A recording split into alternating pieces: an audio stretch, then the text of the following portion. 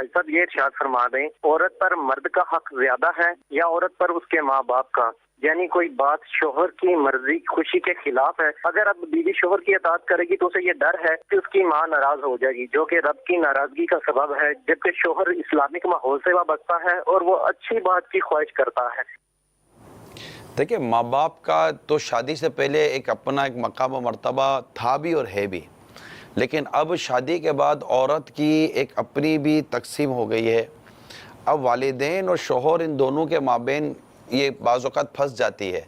وہاں والدین کو سوچنا ہے کہ اب ہماری بیٹی کے اوپر شوہر کے حقوق بہت زیادہ ہیں۔ یعنی حدیث پاک میں یہ ہے، سرکار مدینہ صلی اللہ تعالیٰ علیہ وآلہ وسلم نے فرمایا، اگر میں کسی کو حکم کرتا کہ غیر خدا کے لیے سجدہ کرے تو حکم دیتا کہ عورت اپنے شوہر کو سجدہ کرے۔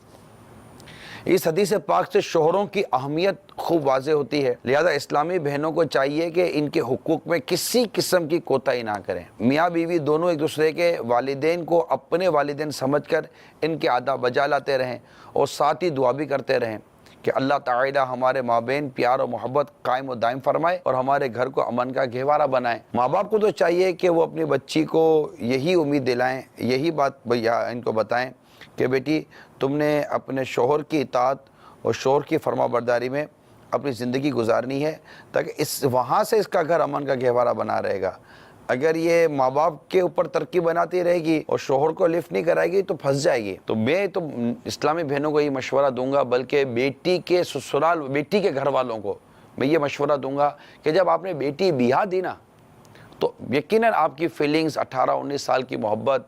ایک اپنی جگہ پر صحیح، لیکن ایک سسٹم ہے، آپ نے اپنی بیٹی بیاہ دی، اب آپ کی بیٹی چلے گی سسرال میں، آپ ان کو سسرال کے حوالے کر دیں،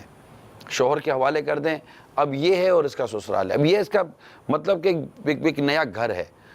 اگر اس کی اٹیچمنٹ آپ کے ساتھ زیادہ رہے گی تو ڈیفینیٹلی کہ ایک آدمی دو طرف پوری توجہ نہیں رکھ سکتا۔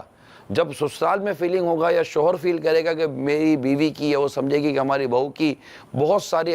جو توجہ وہ اپنے ماں باپ، اس کے ماں باپ کے ساتھ ہے، یہ ہے بار بار فون پہ لگے رہنا، یہ کرنا وہ کرنا، ان کی طرف سے ڈیمانڈ آتے رہنا، یہ کرتے رہنا وہ کرتے رہنا، نہ کریں۔ بیٹی کو اس کے سسرال کے آپ نے دے دیا، اب اس کو وہاں کی زندگی میں ایڈجسٹ ہونے دیں۔ شروع میں پرابلم ہوتی ہے بعض اوقات، ایڈجسٹ ہونے دیں، آہستہ آہستہ آہستہ تو ماحول میں ڈھل جائے گی۔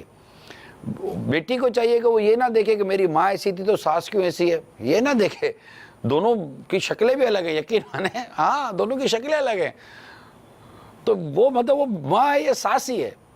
تو ایسا نہیں ہوگا کہ آپ اس میں مطلب وہ اپنی ماں کا نیچر ڈھونڈنے کے لیے ہو سکتا ہے وہ ماں آپ کے ماں کے نیچر سے زیادہ اچھے نیچر کی مل جائے آپ کو آپ کی ساس، تو وہ بھی تو یہ سوچے گی کہ میری بیٹی ایسے تو بہو کیوں ایسی ہے۔ تو بعض اوقات مزاج الگ ہوتا ہے، یہی ایڈجسٹمنٹ ہے، یہی مطلب کہ بردباری ہے، یہیں پر حلم شروع ہوتا ہے، یہیں پر آپ کی دینداری کا امتحان آئے گا، آپ کے صبر کا امتحان آئے گا، پھر آپ کی گھر گھرستی سنبھالنے کا امتحان آئے گا۔ تو میرا ناقص مشورہ یہ ہے کہ اس کو اس انداز سے لے لیا جائے جیسا میں نے عرض کرنے کی کوشش کی ہے۔